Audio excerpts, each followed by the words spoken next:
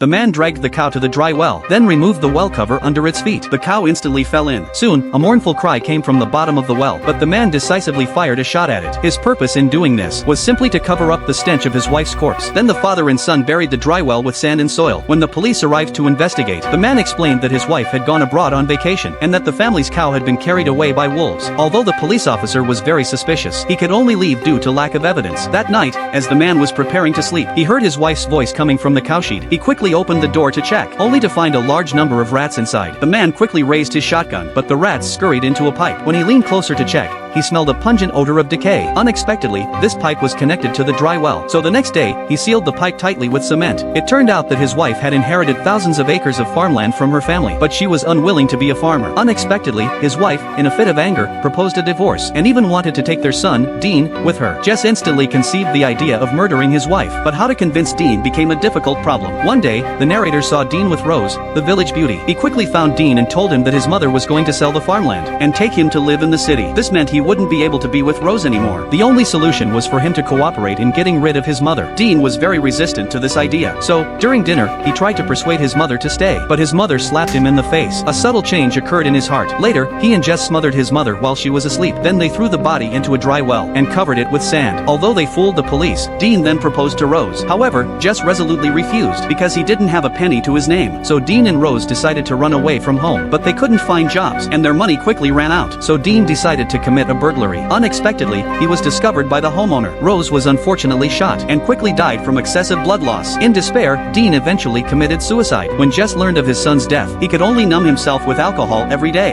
and the farm was eventually confiscated by the bank due to mismanagement.